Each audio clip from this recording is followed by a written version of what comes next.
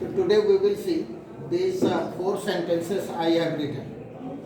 You know, these all 7 sentences are wrong, and we have to find out the error.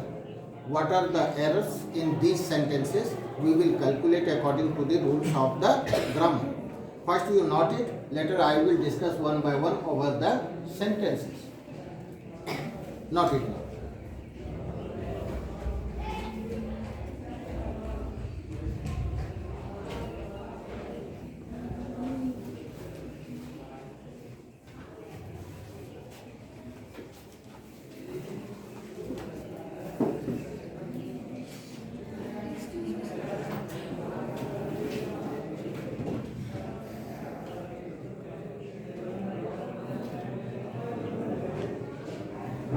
Written everybody?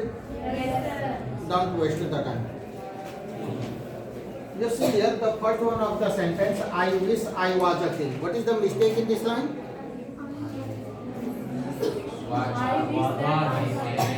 Was should be removed. What would be here? Were. Here the correction would be were. I wish I were a king.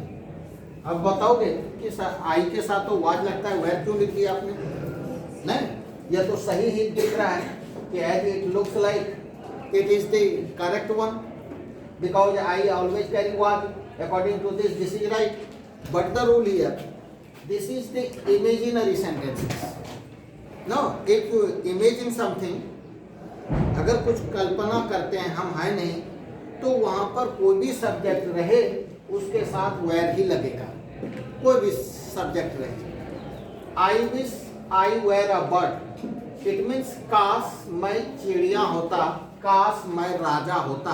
तो according to this is the imaginary sentence, so that you have to place were here. Right. ये गलतियां थी यहाँ पर कि आई या we या कुछ भी कोई भी सब्जेक्ट रहे उससे फर्क नहीं पड़ता है, वहां पर आपको वेर का ही यूज करना पड़ेगा. ठीक है. तो first one clear. Now see the second one. Each of them were awarded. Here were written, but what should be? was. The reason is Because each of them are. each of them, बहुतों में से हर एक, एक singular here, so that singular verb would be was should be. Another rule here, each, every, either, neither carry the singular verb and singular noun. जहाँ भी लिखते हैं, suppose हमने लिखा each, तो इसके साथ बॉय होगा, ना कि बॉयज लिख देंगे. अब बॉय सिंगुलर है तो इज होगा, etch boy is guilty. Singular को कैरी करता है, नाउन भी सिंगुलर होंगे और वर्ब भी सिंगुलर होगा. According to this rule you see here बहुत लोगों में से, देम बहुत लोगों में से, हर एक आई एम टेलिंग, एक singular here, so that verb should be singular, was should be here. ठीक है. कोई दिक्कत? Third one of the sentence is either you or I are guilty. Here am.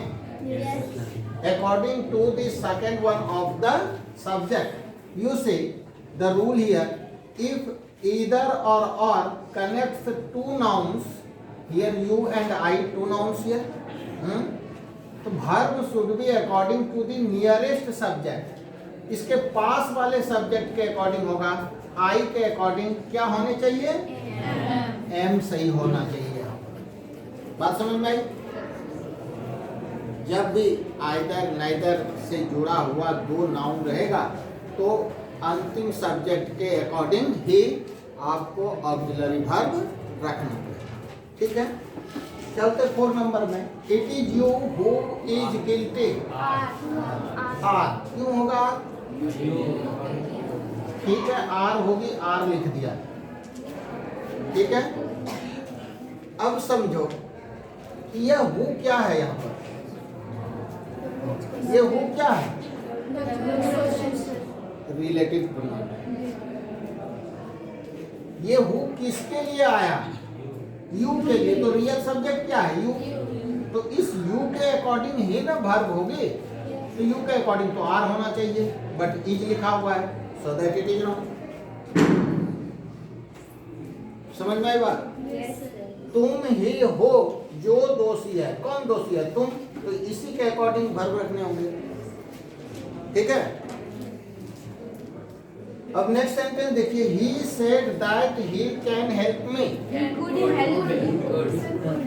Could, here can should be replaced at could. क्यों भाई? तो it is the rule of the narrations. No, here two parts are given. He said and he can help me. That is the conjunction which is added the two parts here. The first one is called the reporting verb and the second one is the reported speech. Rules here: if the reporting verb is in past, then reported speech would also be in past. But can is written present in form, so that here could would be the past form of can is could होने चाहिए, तो आपका sentence सही होगा। ठीक है। Next sentence देखो, I enjoy to learn English. I enjoy learning. आई एंजॉय Learning. No, sir. You always carry V1. V1, तो लर्न तो V1 ही है। Sir, enjoy as आई के साथ एंजॉय लगेगा। ही सी इट नेम के साथ हम एस का यूज करते हैं। हे सी इट नेम के साथ एस का यूज किया जाता है। तो आई के अकॉर्डिंग तो एंजॉय ठीक है।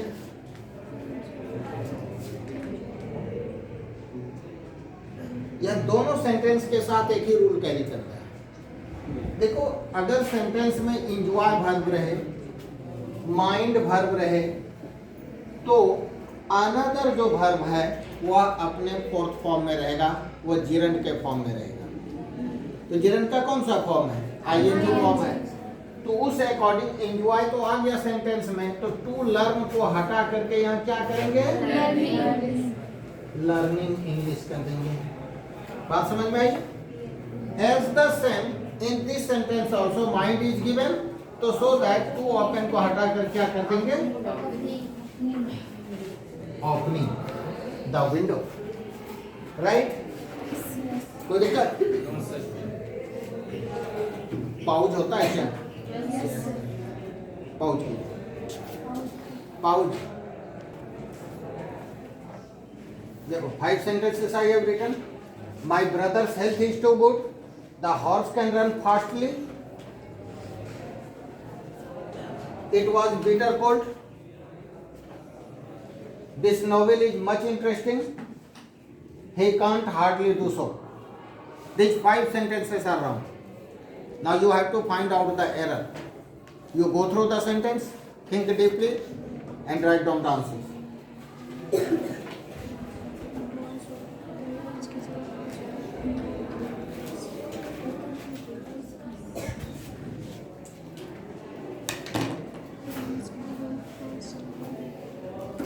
Now listen one by one. See the first one of the sentence. My brother's health is too good. What is wrong here? Two. अच्छा, two. What should be here? much. Much. Okay. Another one can give the suggestion. Each. Apostrophe ये वाली। मेरे भाई का brother is living, so that apostrophe होती है। Is, is ये brother singular है, एक भाई की बात कर रहा हूं, तो सिंगुलर है तो इज सही है। और बोलिए, हेल्थ में कहाँ है? हेल्थ, हेल्थ में एस क्यों लगेगा? नहीं लगाना, वो ठीक है। आगे बोलो, मैं बता दूं नहीं पता है तो इस टूज के जगह पर भेरी का यूज कीजिए। This too is the part of removal too. He, sorry, you see here,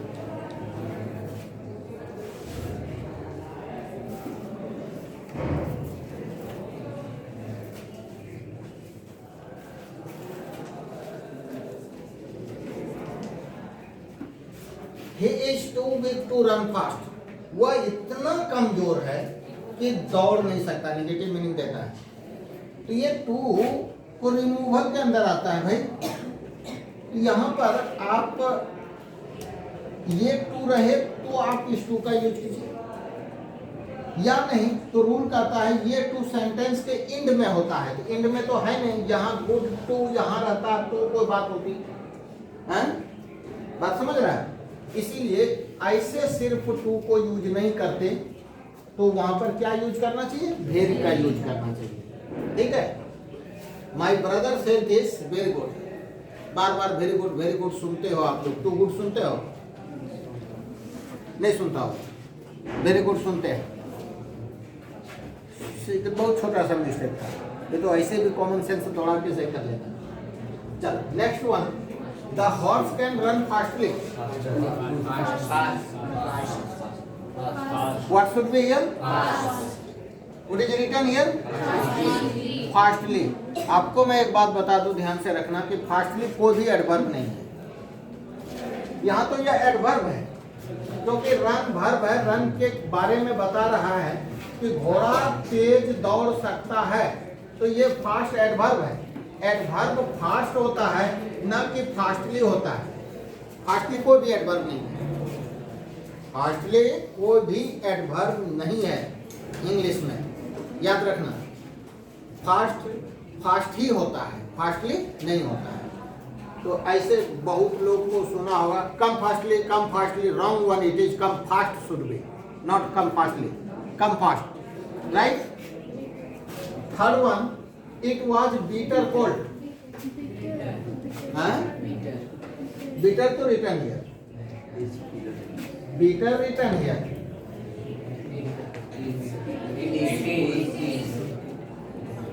हम कल की बात कर रहे हैं, तो वाज नहीं होगा क्या? नहीं, क्यों होगा?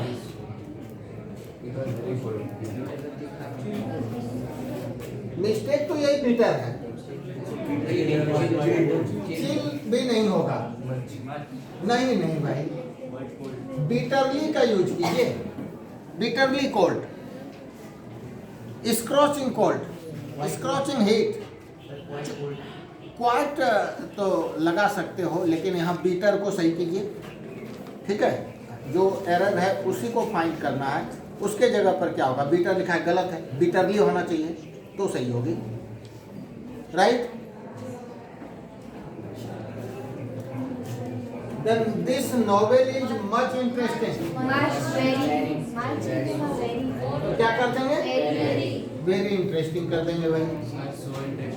सो भी इंटरेस्टिंग कर सकते हैं, नो प्रॉब्लम। सो भी लिख सकते हैं आप, मोर का भी यूज कीजिए, नो प्रॉब्लम। ठीक है? He can't hardly do so। अब फाइंड कीजिएगा, इसमें थोड़ा सा ट्रिक है, थोड़ा सा टेक्निक है, दिमाग लगाने वाली बात है। He can't do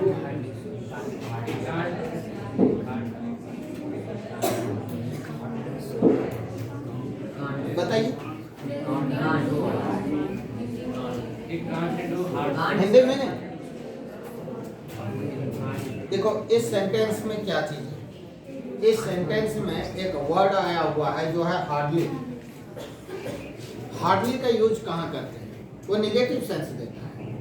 hardly positive नहीं है, वो निगेटिव सेंस देता है। जब ये निगेटिव सेंस दे ही रहा है तो यहाँ कांट लगाने की जरूरत नहीं है। चाहे तो इसको हम लिख सकते हैं he can hardly do so, और ही कांट डू सो। सीधा, ये दोनों सेंटेंस सही है, लेकिन ये गलत है। अब आप समझ लो, हार्डली निगेटिव मीनिंग देता है। जब एक निगेटिव है ही ऑलरेडी, तो दूसरी नॉट लगाने की जरूरत क्या है? इसलिए कांट से कांट हटा दो, नॉट हटा दो, सही हो जाएंगे। ठीक है?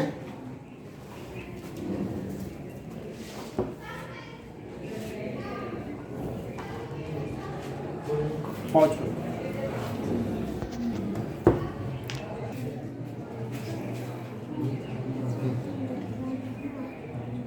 दिख रहा है सेंटेंस?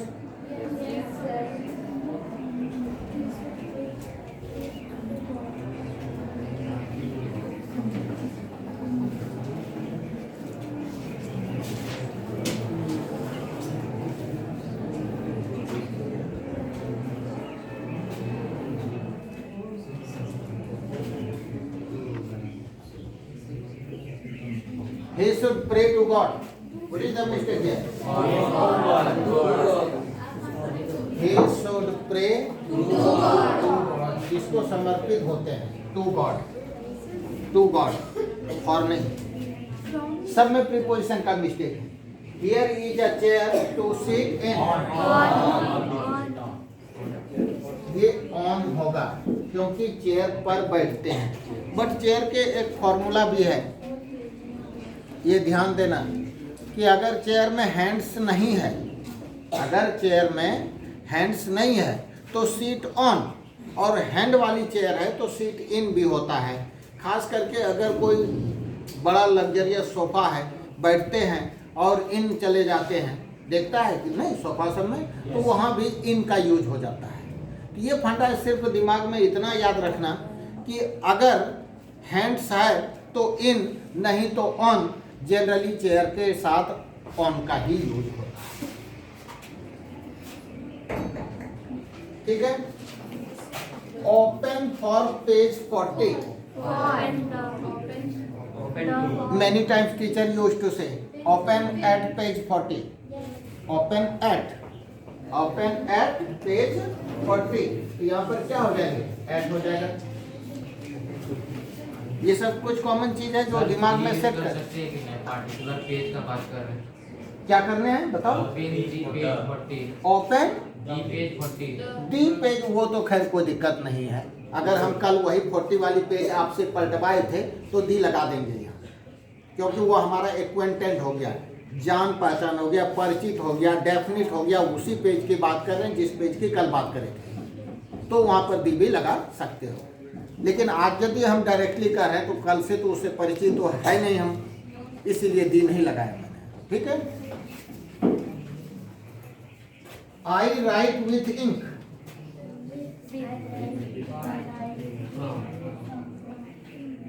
ध्यान दीजिए, इन इंक होता है। ठीक है, इन इंक होता है, विथ नहीं होता है। विथ ए पेन हो जाएगा, विथ अ पेंसिल होगी, लेकिन इन इंक होगा। यही सब मिस्टेक्स होता है जो आप लोगों को कैलकुलेट करना होता है। He is in the committee. इन क्या करेक्शन करना है? क्या करना है? On, right.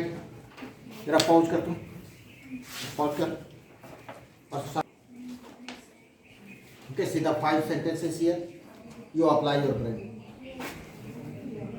Unless you don't read, you will not pass.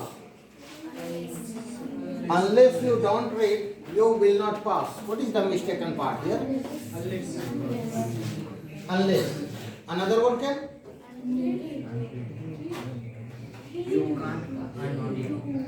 You don't. देखो बाबू, कुछ आपको दिमाग में ये सेट करने पड़ेंगे, ये सेट करना पड़ेगा।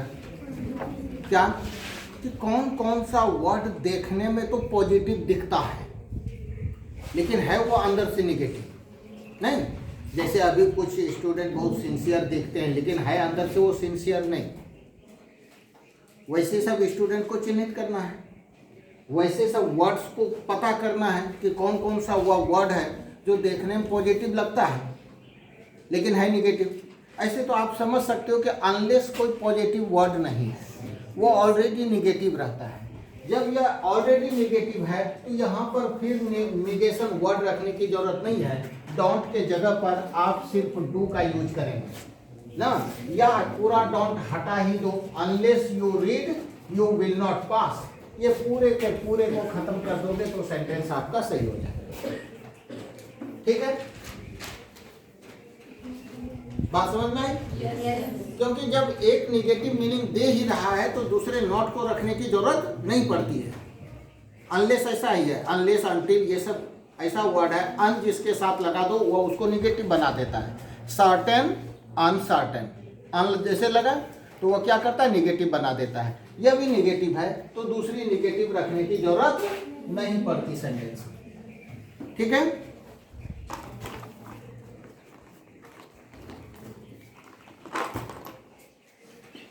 Next one of the thing, not only I lost my ticket but also my bag.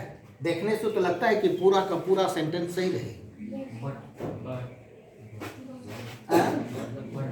नहीं भाई, तो नॉट ओनली और बट ऑल्सो का तो कॉम्बिनेशन होता ही है और वह है ही सेंटेंस में। मैंने क्या कहा, देखने से लग रहा है कि सेंटेंस पूरा का पूरा सही है, लेकिन गलत है, क्योंकि इसने ग्रामर के रूल को फॉलो नहीं करा। क्या ग्रामर का रूल होता है कि सेंटेंस में जो दो चीज को हम डिनोट करा रहे हैं, जैसे एक माई टिकट है और माई बैग है, ये दो चीज डिनोट करा रहा है, तो नॉट ओनली और बट ऑल्सो इसी दोनों के पहले रहेगा। जबकि देखो इसके पहले यहाँ लॉस्ट लिखा हुआ है, ये तो ठीक है, बट ऑल्सो बैग के पहले है, ये ठीक है, लेकिन इस नाउन के पहले नॉट ओनली रहना चाहिए था। तो सेंटेंस क्या हो जाएगा, I lost not only my ticket but also my bag. तो यह सेंटेंस सही होगी। क्या हो जाएगा तब, I lost not only my ticket but also, समझे रूल को? जो दो चीज को डिनोट कराता है उसी के पहले रहेगा, जहां तहां नहीं रख देना है, तब डिसऑर्डर हो जाएगा। इंग्लिश ग्रामर में प्लेसमेंट ऑफ वर्ड काफी इंपॉर्टेंट चीज है कि हम किस वर्ड को कहां पर रखें। अगर यहां से हटा दूसरी जगह लेकर चले जाते हो तो मीनिंग में भी चेंजिंग हो जाएगी, हो सकता है सेंटेंस गलत हो जाए। तो यहां पर इसी डिसऑर्डरिंग का मिस्टेक था, ऑर्डर में नहीं रहा, रूल को फॉलो नहीं किया, तो सेंटेंस गलत थी। सही ऑर्डर है कि दो जो नाउन है माई टिकट और माई बैग, इसके पहले ही नॉट ओनली और बट ऑल्सो को रखने चाहिए। समझ में आई बात? ये वाली तो हो गई, ये हो गई। She called me as a fool. Called भी होगा, कल कहा था तो कॉल्ड भी होगा, क्या दिक्कत है? कल उस लड़की ने मुझे मूर्ख कहा था तो कल कहा था, लॉस्ट क्या ना होगा, कॉल्ड क्यों नहीं होगी? एज नहीं होगा। अच्छा ठीक है, ये बात सही है, एज नहीं होगा, क्योंकि मूर्ख के जैसा थोड़े कहेगा, ये कहेगा तुम मूर्ख हो, नहीं तो सीधा हो जाएगा she called me a fool, as को रिप्लेस कर दीजिए तो सेंटेंस सही हो जाएगा।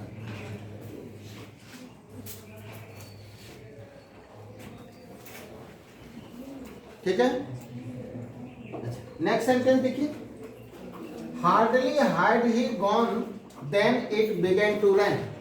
अभी गया भी नहीं था कि बारिश शुरू हो गई। सेंटेंस में क्या गलती है? ऑर्डर में नहीं है। अच्छा ठीक है, क्या ऑर्डर में नहीं है? हार्डली को गॉन के पहले लगाना चाहिए था।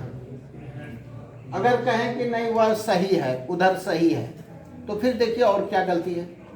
हम ऐसा लिख सकते हैं हार्डली हैड ही गॉन, वह अभी गया भी नहीं था, यानी निकला भी नहीं था।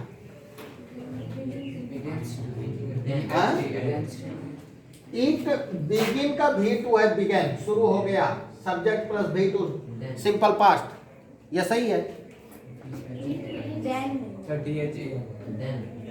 ये कहाँ बताया?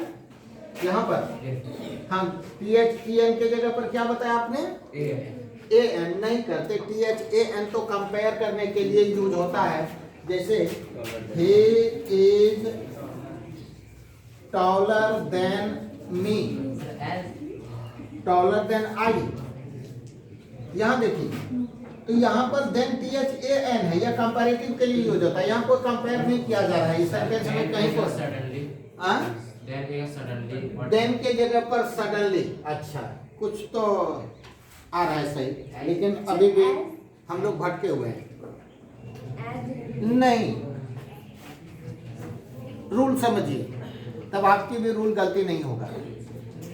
कहता है if the sentence contains the hardly, आपने कॉरेलेटिव कंजक्शन का नाम सुना होगा, both dot dot and, not only dot dot but also, use हुआ भी,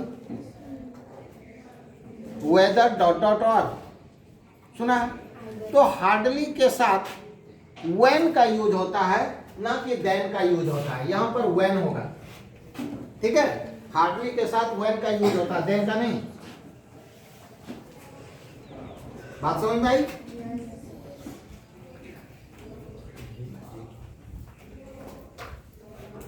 मैंने कंजक्शन के PDF भेजे थे आप लोगों के ग्रुप में, आप उसे निकाल कर देखें। बहुत सारे कंजक्शन से मैंने खोज के निकाला, इतनी कंजक्शन खोज के निकाला फिर कंजक्शन पढ़ने की जरूरत नहीं पड़ेगी आपको। मैंने काफ़ी मेहनत करा था उसमें, उसको जरूर निकाल के पढ़िए।